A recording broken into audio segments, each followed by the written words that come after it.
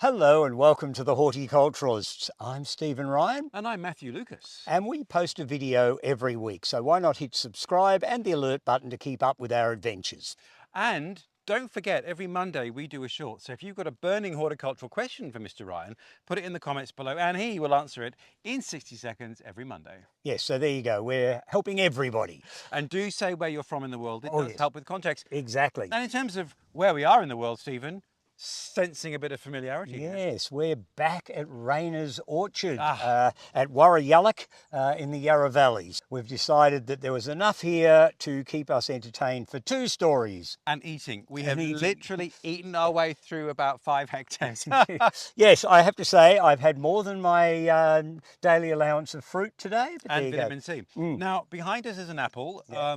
We're not really focusing on those more commonplace things, but I must say Rayner's, all the varieties that they have of apples, etc., are unusual ones. Yeah, they're not the normal commercial ones. No. So such things are delicious to come and try here. And they're tree ripened, which is something you never get when you go to a supermarket, because they always pick them well before they're ripe. So you never get that succulent sweetness that you can get with the fruit when it comes straight off the tree and into your mouth.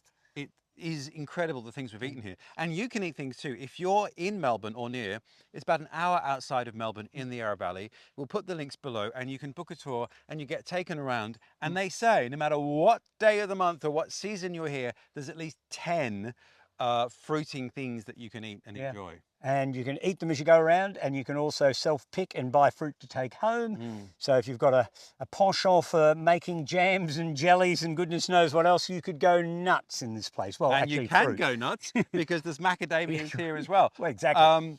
The other thing you must do if you do come is go to the cafe and have some of their ice cream. They make ice cream from everything that fruits in here in season. We just had...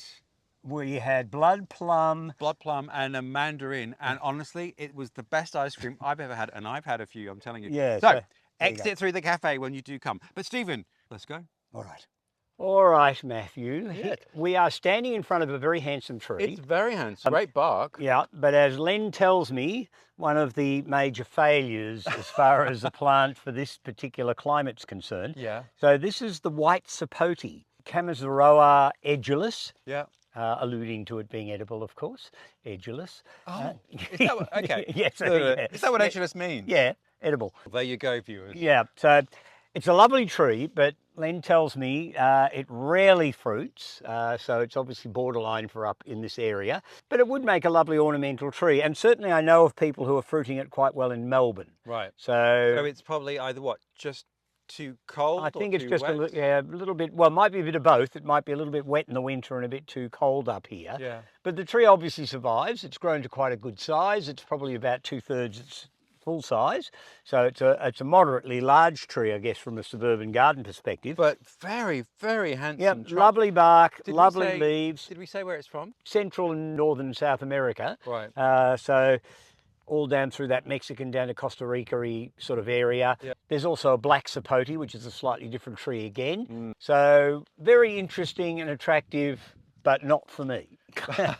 Great leaves though. Yeah, very handsome. I have to say I'm not overly engaged with the fruit. I have tried the fruit on both the white and the black sapote. Maybe it's acquired taste. I don't know. I wasn't taken by the fruit particularly. I think there was some around the corner. We'll go and we'll drop in a picture of it. But even as an ornamental tree, it's not huge, got a beautiful trunk, and I love the habit. It's I don't know, it's got a lot of sort of slightly weeping elegance to it. Yeah, it is. I think it's a rather pretty tree. Yeah. But I don't think it's made a fortune for this particular property, unfortunately. Okay.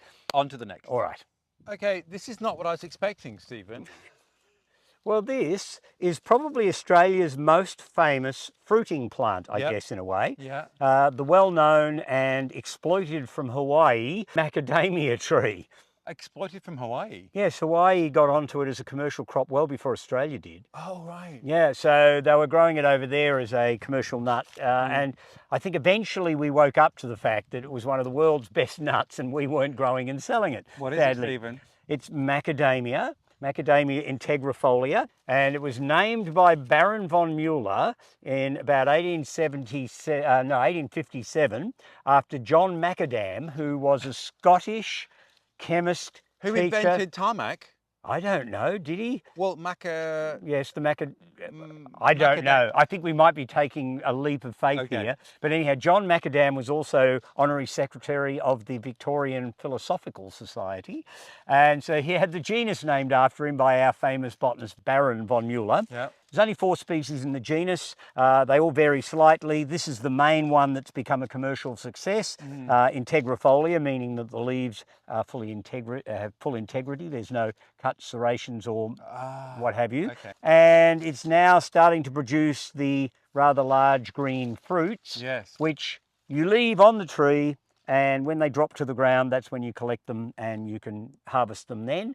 And as anybody who's ever cracked a macadamia nut knows, you need special equipment to do it with as well. Well, we're going to go and do that in a minute. Yeah. But what family is this in? These leaves look very familiar. Well, they're in the Proteaceae family. Right. So it looks related to grevilleas and proteas and banksias and all that sort of stuff. Yes, and waratahs. It looks waratah-y. Yeah, it does. It's got a very hard, leathery leaf. Now, this is a plant that Len wasn't convinced about when he purchased them because they do come from Queensland and we're a long way from there. So for our non-Australian viewers, Queensland, much further north, subtropical, tropical. Yeah, exactly. And so the macadamias grow naturally up in that area, but they've proven themselves to be quite good in our chilly winters down here, which are not cold but chilly, and the Mediterranean climate we have, and again would make a sterling garden tree. I mean, they're glossy, they're evergreen, they're bushy. They can eventually get to 5 or 6 metres or more. I think in the wild 30 metres is not unheard of. Right. But again, they'd be prunable. Yeah. Are the flowers anything? Well, the flowers are sort of spikes of white curly things. Oh, I think there as was some. Befitting. I don't know that I've seen any. There might be some buds in there somewhere, but we'll have to have a look and see if we can find you one. But the flowers are not overly attractive or meritorious. If I was growing for flowers, I think I'd probably opt towards the feijoas and the, those sorts of things, the guavas and things. But pleasant. And I just like it as a nice bushy evergreen tree. Yes, it is probably our most important food plant in Australia. So there you go, of Australian origin, that is. Yeah. Well, should we go and try some? Because there's a little let's. pavilion over here. Yeah, all right, let's. All right, Stephen, time for a little Nutcracker interlude. Yeah. So these are what the fallen macadamias look like. So now the shell's off them, the outer husk. The outer husk. Hard. Anyway, so we will crash our macadamias. Friends of mine have got one of these trees in the southwest of Western Australia. Which definitely gets sub-zero. Yeah. They get frosts and it's, cold winters. So colder than here, I think. And he has the most spectacular macadamia tree, which fruits incredibly. So, there you go. It's odd how some of these things can be much more temperature resilient than you imagine. Well, and I've said this before, I have this theory that the climate now is different than it would have been 100,000 years ago or even earlier. And maybe some of these things adapted to more ice age type conditions at some point or another or whatever. So they may well have an inbuilt mechanism which they don't actually need anymore in their natural habitat, but at some stage did. So it's very possible that many plants have evolved that technique, having evolved over the millennia, and you can never be sure. So it's always worth having a try. Having a go. Do you reckon people could try these in southern Britain? You might be pushing them. I guess in the really sheltered gardens of southern Cornwall and places like that, you might grow a macadamia. Or in London, a sort of warmer microclimate. Well, I know I've heard of avocado trees in London. Whether they fruit or not, I don't know. But maybe. Anyone growing macadamias in Britain, let us know. Yeah, send us a message. We'd love to know about it because it's always interesting for us to know where things actually are coping well. So there you go. Tell me the Hawaiian story. How did someone in Hawaii find this nut and take it there and grow it? And when was this? Well, I don't know all the facts and details. I just know that the Hawaiians were the first ones who were growing this nut as a commercial crop. Yeah. But they've been doing it for quite some time. So I would imagine it went to Hawaii early last century at some point or another. Whether it just went there as an oddity for a botanic garden or something, I don't know. I don't know whether somebody did the whole let's import a pile of these and turn them into an orchard. I really don't know how that happened, but they certainly managed to commercialize it as a fruiting plant. But That happens regularly. I mean, we're going to have a look at some kiwi fruit in due course, Yeah. which I have some objections to calling them kiwi fruit, although commercially that seems to be, unfortunately, where we're going. You're going to finish that whole basket of nuts? I think you might. Good omega-B fats, Stephen. Omega-B fats. Yeah, all right, fair enough. But of course, all of the actinidias, the kiwi fruits, as we now seem to call them, they used to be known as Chinese gooseberries, and they came from China. And the New Zealanders, you wicked evil people, adopted the plants, commercialised them, which somebody had to do because they'd never really been a commercial success. So they had to prove to people that they wanted to grow kiwi fruits. Yeah. So they had to give it a quirky name. And yeah, the New Zealanders were the ones that actually got actinidia out there into commerce, even though it was a well-known Chinese climbing plant. Well, on that note then, I'm done with macadamias. Yes. Okay, let's go. Stephen, a bush. Yes, as opposed to a tree. Yes. And in fact, it's not really strictly speaking a bush either. It's probably more classed as a soft-wooded perennial or something along that line.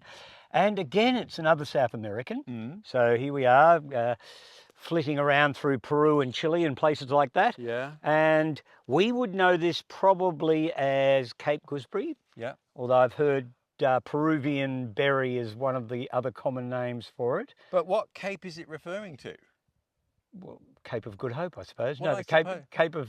No, Tierra del Fuego, but Yeah. yeah. Anyway. Because I assumed Cape Gooseberry, it was South African. Yeah, well, as you would, But it's because not. we know of the Cape there, yeah. So anyhow, there's probably a little cape somewhere sticking out off the edge of... Well, there's a big cape. Yeah. Let's not go move into on. geography. That's not what we're about. So this is a plant called Vales Peruvana. So its species name gives away its country of origin or its area of origin. And it's a fruit that comes with its own packaging, I guess you'd call it. So it's in the same family as your tomatoes and your potatoes and all those solanaceous things. Oh, is it? Yep, it certainly is. Gets little tiny yellow flowers, and there's a few of them dotted around on the plant here, so we'll go in and have a quick look at one of those in a minute.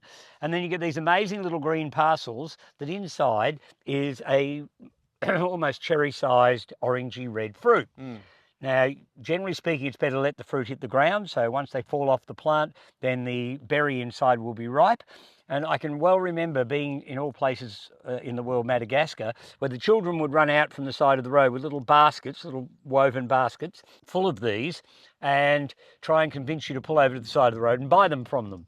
And because they're packaged, it was actually quite safe to do it because you weren't likely to pick up any nasty bug or anything because you were peeling back and eating what's inside. So I think also then a common theme in terms of conditions. So this is going to be frost tender, I presume? Yeah, the frost will probably knock it right down to the ground if it's a heavy enough frost. Would it be like a herbaceous perennial? You could just chop it and it will grow again following year? It would, although I wouldn't cut it down before the frost hit it. I would leave the stubble there to protect the crown of the plant if you're in an area where it did frost. But it's a surprisingly tolerant plant. Will grow in a wide range of climatic zones. And apart from needing a little bit of irrigation to plump up the fruit, because that's the other thing you've got to remember, some of these plants are possibly far more drought tolerant than you might otherwise think. But if they're going to produce good crops of fruit, they need to have adequate moisture. Yeah. So a little bit of watering and, you know, you could end up with quite a productive crop growing in a fairly small area in a comparatively small garden. Yeah. Now these are quite large. I'm kind of reminded of our salvia films in terms of what this is looking like. Yeah. And so would you, in terms of maintaining it, if you wanted it in a smaller garden, could you reduce the volume of it? Because these are quite bulky. Oh, you could. I mean, they tend to sort of sucker near the base, so you end up with a thicket of stems. Yeah. So you could easily cut the plant back in the late winter, early spring and divide or take the edges off it and keep it somewhat controlled. But having said that, the more you control something, the less it will fruit too, in a way. Right. So if you can allow it its head a little bit, Run wild. yeah, then you'll get far more Cape gooseberries from it. All right. So there you go. Well, are we going to have a rummage around and just see if we can find some? Well, whilst we're here, taste test, nothing wrong with that. Let's All right. have a look. Well foraged, Stephen Ryan. Yes, well, there we go. So you pull off the paper package, And and the there is your little well, fruit. it's not yellow, it's gold, isn't it? Yeah. Mmm. Yum. There's a real Okay. tart burst. Did you have any more? Yeah, there's another one if you want one. How would you describe that? It's got a tartness about it. But it's sweet. almost, yeah, it's sweetish, and yet it tastes, believe it or not, I think it has a slightly tomatoey taste about it, but it's sweeter with a bitter tang. Does that make any sense? Probably not. Sweet, bitter tang, tomato. It is in the same family. Did you not say tomato? Yeah, Makes sense. Yeah. Yeah. So Well- there you go. So Cape gooseberry or Physalis peruviana. Yum. All right, I'm going to take you off and show you some others. Okay. Now, Stephen, I wanted to stop here because these are not particularly rare or unusual. No, maybe not, but they are an interesting fruit tree. Yes, and very beautiful, and I think becoming more used in cooler parts of the world. So tell us everything. All right, well, they're commonly known as Loquat trees. Yep. And virtually every Mediterranean migrant that moved into Australia planted one in their backyard, or in some cases their front yard. So it's a very common plant around Melbourne suburbia. And also, I grew up in Western Australian Perth, very common there. Yeah, so they're heat tolerant, they're drought tolerant, they're fairly cold tolerant. We'll get to that. Yeah, they get down to some quite cold temperatures. And they have these wonderful big leathery leaves on them, which of course, for anybody who wants a tropical style garden, although these aren't tropical plants, they come from Japan. They're What? Yeah, That I did not know. Eriobotrya japonica. So that gives it away a bit as well. We should give it a clue as to its ability to take cooler temperatures. Yeah, although it comes from sort of southern parts of The Japan. subtropical Japan. Yeah, it's not right up north. They are a great tree. I would put in a plea though, if anybody's going to plant a loquat, it's fine to plant a seedling loquat. They'll make a lovely tree. They will get fruit on them. But if you want really good fruiting ones, go ahead and buy a grafted named variety. Yeah. There are a number of them around the trade, and they will have bigger, fleshier fruit with a higher fruit to seed ratio than what you'd get off an average seedling. So always worthwhile buying the better varieties. So for the home gardener then, what's the scale of the tree? So, I mean, as I said, I grew up seeing them in really small front gardens actually in Fremantle in Western Australia. Yeah, well, they can get quite large, but not outrageously so. So they're still within the bounds of growing as a decent tree for a small suburban garden. Yeah. I mean, it might be the only tree you plant in that small suburban garden, but certainly it is a moderate tree. Probably 5 to 6 metres would see it out usually. And I guess the only downside I can think of when it comes to loquats is that their leaves take almost forever to rot down. So the old Like leaves, Magnolias. yeah, like they just lie on the ground and they go all crispy and crunchy, and they seem to take forever to rot. So even if you put them in the compost, they take ages to rot down. So right. yeah, so like plane trees, like a lot of other things that have those sort of hard leaves. But apart from that, I can't really think of any downside with them. I mean, they're pretty in foliage. The flowers are pleasant, if not exciting. The fruit is yummy, and it's a nice little snack as you walk around the garden. And I think they're a great tree, the loquats, and yeah, I'm all for planting more of them. So actually, just looking at that new foliage, it's beautiful. Looking at this tree, so it looks, has it been tip pruned, or is that where the fruit happens and then it Yeah, branches? that's where the fruit would have come from last time. In fact, if you look in there, you can see a sort of remnant piece of the fruit Right. stem there. So it's constantly branching from that point. Yeah, so fruit's in the apex of the branches, Yeah. and then after the fruit's finished, the branch will branch generally by 2. So it's going to be a very umbrella-like form. And if you take the lower limbs off and trunk it up into the air, it can make quite an impressive tree-looking tree. These ones here are, in fact, tree-looking trees. these are more shrub-looking trees. Okay. If you get my drift. So I think one of the things I was going to point out then is that reading a lot of sort of horticultural gardening mags from Europe, people are planting loquats in London. Oh yeah. And it's obviously managing that. I mean, London's a bit of a microclimate, but it's a milder winter, but nonetheless it's managing. Yeah. But that tropical look. One wonders how much fruit they ripen though. Well, maybe it's more about the tropical Yeah, look I think than it the is. fruit. Yeah, it's more about the ornamentality of the plant more than the fruit. But certainly here in southern Victoria, they're perfectly good trees to plant, and you'll get enough loquats off them to be bored with loquats by the end of the loquat season and be happy to move on to something else. But there you go. Well, talking of moving on then, shall we move on to something else? Yeah, let's go and have a look at something else, shall we? Well, Stephen, this was a tree I was not expecting to see in this orchard. Well, it's funny, isn't it? Because although I know this to be a plant that has edible fruit, it's not something that sort of always leaps out at you as a potential fruiting plant for a garden. It's what we would call here, commonly, the Irish strawberry tree, which is laughed upon through most of the European Mediterranean region because it grows all through Spain, southern France, all those areas of the world. So it is basically a Mediterranean tree. The reason we call it Irish strawberry is that there's a very small colony of them in Ireland, which is tenuously thought to be native, and that's how the common name arose here. Botanic name? Arbutus unedo, and unedo means you only eat one.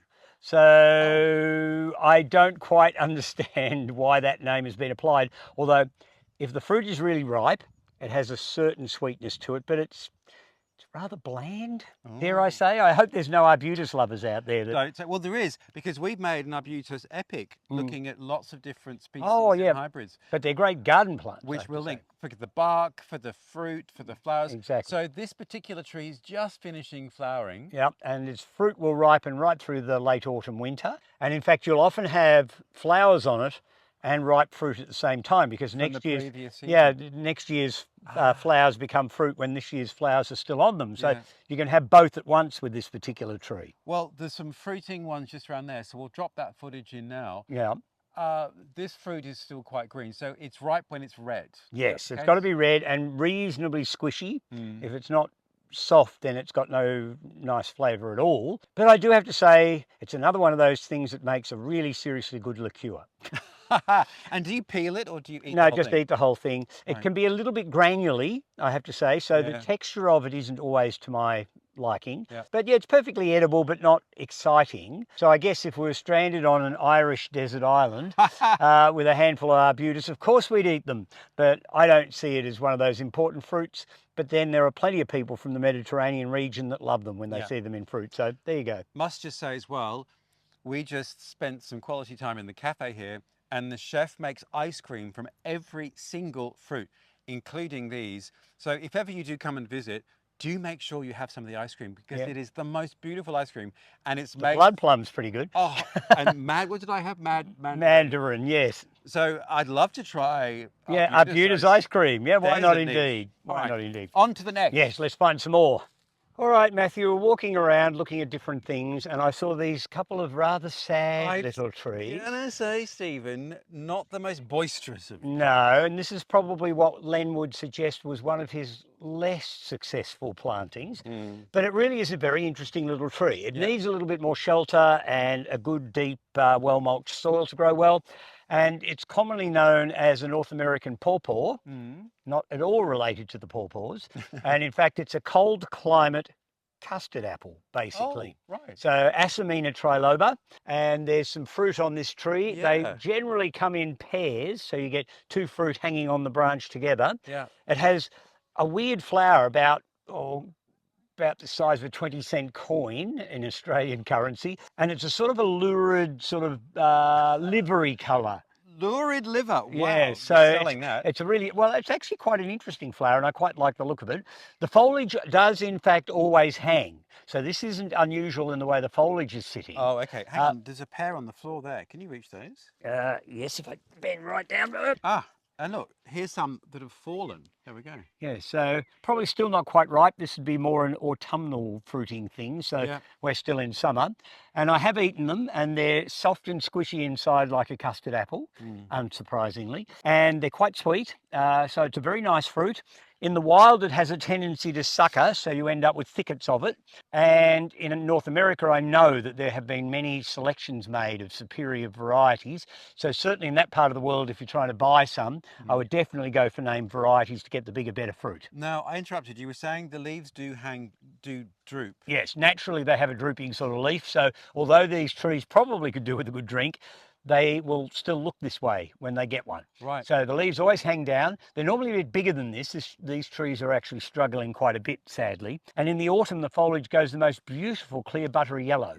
So it is a cold climate tree then. So it can take. So the issue here. You could grow this in Canada. So you think the issue is the soil quality and water? Yeah, I think they're the two main things. And certainly growing out in rows amongst other fruit trees, it's probably not getting enough mulch around its roots. So its roots are getting a bit baked in the summer. I've got a young one in the garden at home that's doing quite well. Oh. And its leaves would be easily 2, maybe 3 times longer than the leaves on these poor specimens. But it's interesting to see it being grown here. And I do know that one of the major rare plant growers in this country, not me. The other one? The other one, yeah, has in fact imported some of the named clones. And my only fear of it is if you're grafting them onto the ordinary seedling ones, you would have to be very assiduous about sucker removal, because otherwise you'd eventually lose your named clone. And that certainly looks like an incredibly tropical fruit for a deciduous cold climate tree. Oh yes, it's certainly that. And I think it's a great little tree. I think it has great garden potential because it has an overall upright conical form, so it doesn't take up a lot of space. Probably get up to the 4 or 5 metre mark eventually. Good autumn foliage. Good autumn foliage. Lurid liver flowers though. That will stay with me. Yeah, well, it's descriptive of what they look like. They don't look like your average fruit tree's flower. They don't have that florally look about them because they're in a different group of plants. Because if you really think about it, there's only 2 or 3 plant families that are really common fruiting plants, one of them being the family Rosaceae.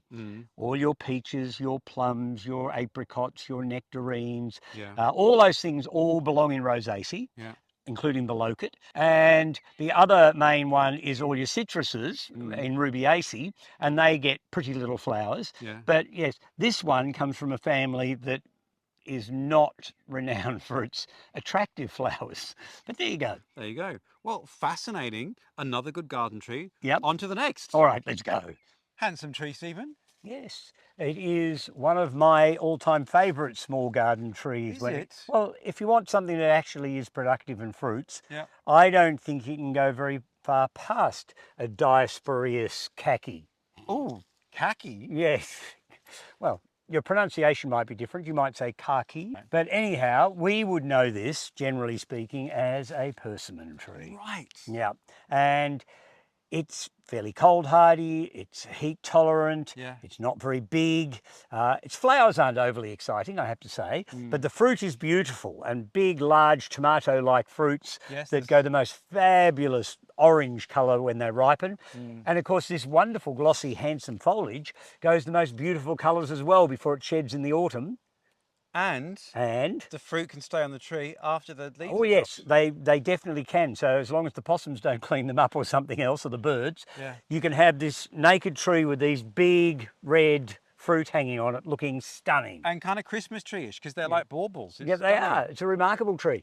And again, it's one of these plants that it's worthwhile looking out for named clones. And there's 2 basic forms in the persimmon tree that you need to be aware of.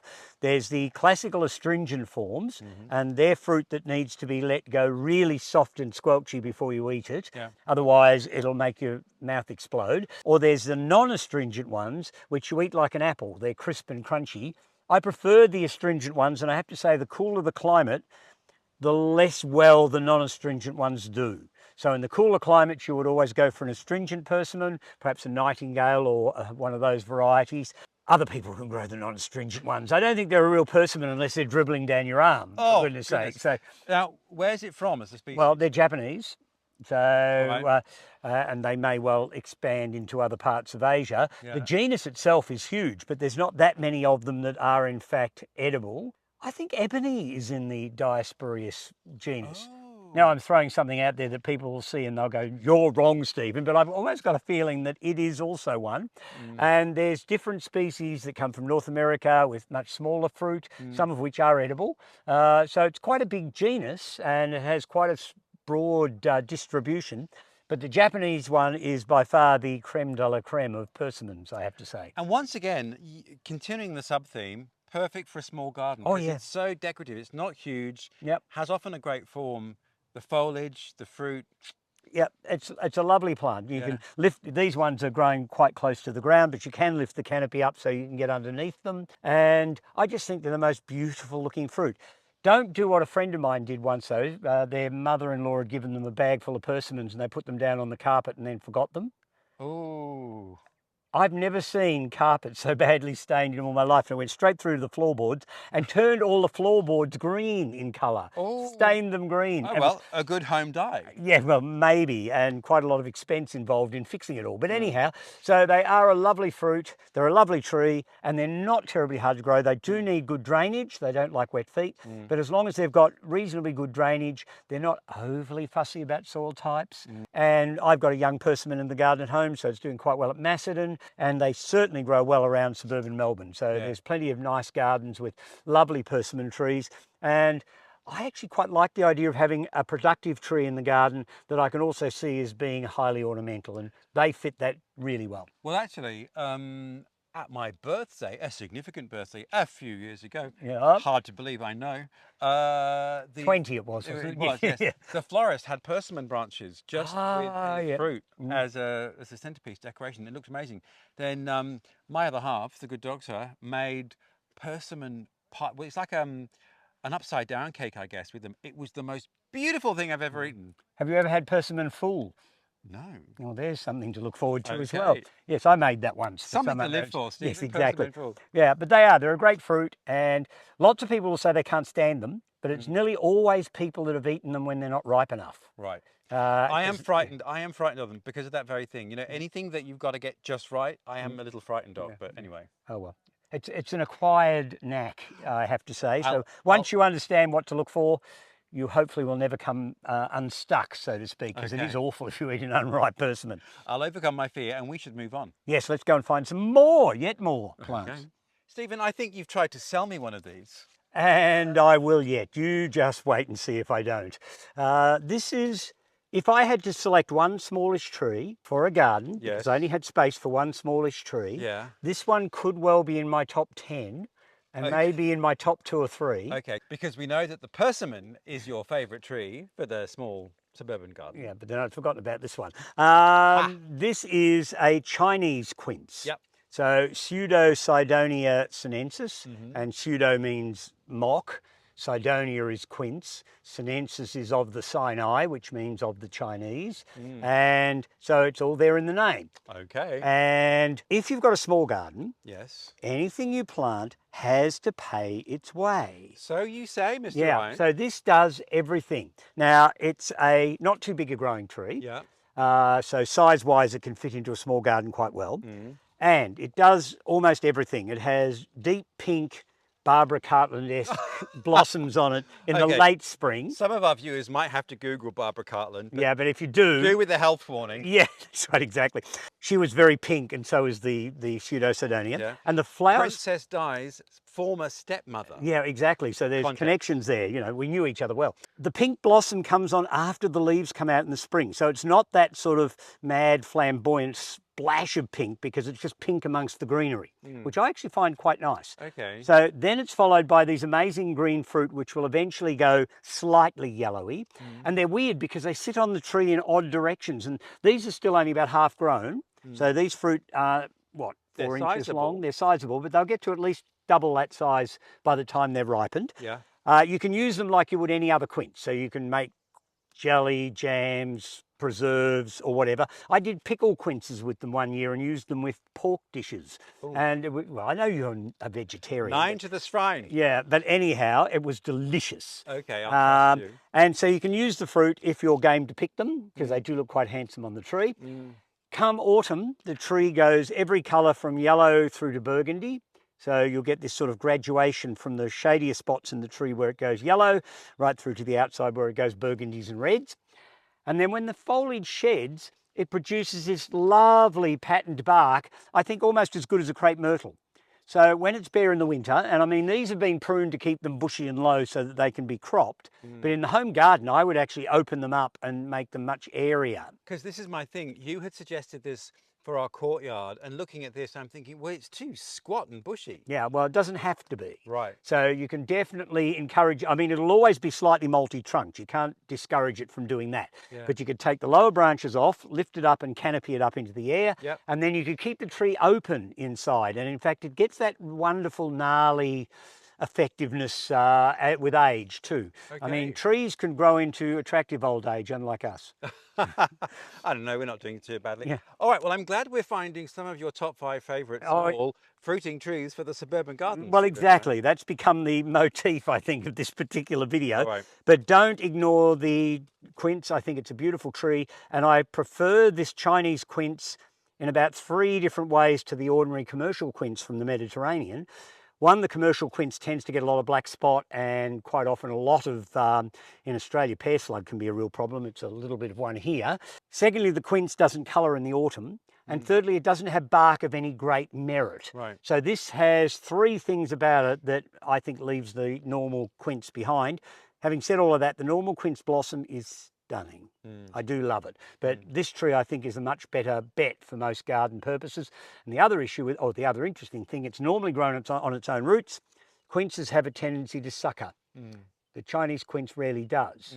So it's not going to end up as a suckering thicket either. Great. So there you go. Well, it's on my top 5 list to consider for our courtyard. Consider. Well, we'll see how we go. We will. I might help you officially plant one in your courtyard one day. We'll have a little pluck. Steve and Ryan planted. Yeah, exactly. That's the way it should go. All right. All right, off we go again. Onwards and upwards. Oh, Stephen, I think we've both eaten our body weight in fruit and nuts. Well, we have. We're going to be very healthy for the next couple of weeks. Yes. All cleaned out. Stephen and Ryan, we must thank the team here at Rayner's Orchard for letting us wander around in between their tours. So as we said, you can come on a tour here. The guides take you around, show you what's in fruit, what you can pick. Yep. It's a wonderful experience. I've been to many an orchard, but there's nothing quite like this. No, this is quite unique in lots of ways, mainly due to the fact that it's got so many different varieties to have a look at. And of course, you can exit through the gift shop and, oh, here's a feijoa. Yeah. There are basically everything we've covered in the film today is available in the nursery here. Yeah, and in fact, some things we haven't covered as well. Many things we haven't. So many thanks to Varesh and the team for letting us wander here. We'll put the details below.